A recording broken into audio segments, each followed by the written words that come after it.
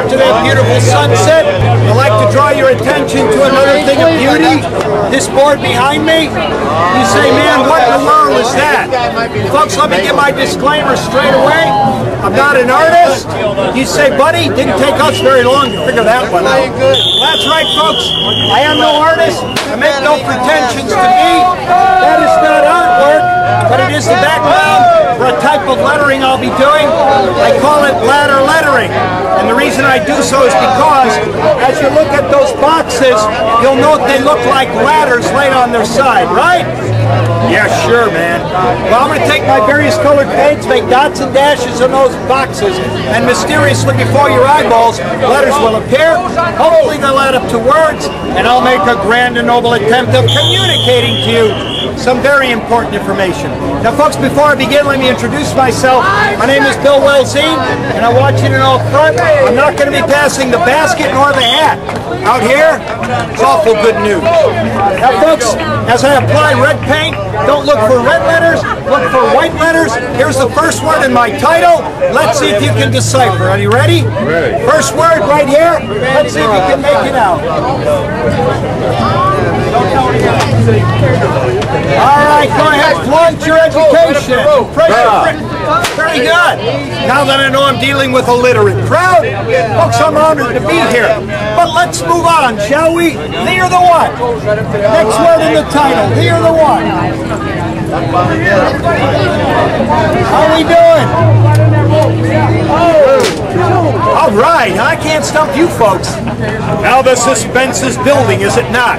This next word will complete the title. This is what I will be lecturing on in the upcoming moments. The two.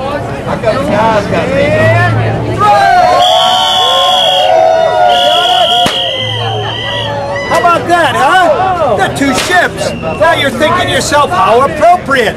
Here we are on a tiny island, 120 miles out to sea. We're all standing on a pier.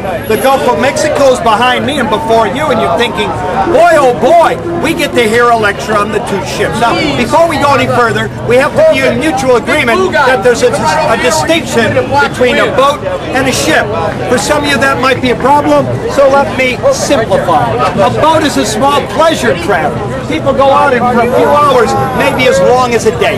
When you get to shore, you get out of your boat, you kiss the ground and you promise, I'm never going out there again. That's a boat. But a ship is a large ocean-going vessel that transports peoples and cargoes from port to port, continent to continent. No, well, I'm not speaking on the two boats, but rather the two ships. Now, any sailor worth his salt, before he goes out to the open sea, he wants to make sure of at least three things. Here is the first. Focus your eyes. Let's see if you can read it. Very important. Anybody got it? Read it. Right? When a sailor heads to sea, he doesn't go on a whim or luck. He heads out with purpose. He aims that ship at a harbor. The next thing, no sailor in his right mind would ever leave home without. It's right here, folks. You got it? Anybody got it yet? Come on. Right, huh? It's great to have a destination, right? The only thing better I can think of is arriving at that destination. So when sailors head to sea, they're not relying on their own feelings. No, they have objective navigational tools to help get them to that harbor. And now the third thing, folks, and certainly not the least, in importance to a sailor heading to sea is this. Folks, this is as artistic as I get. Relish this moment.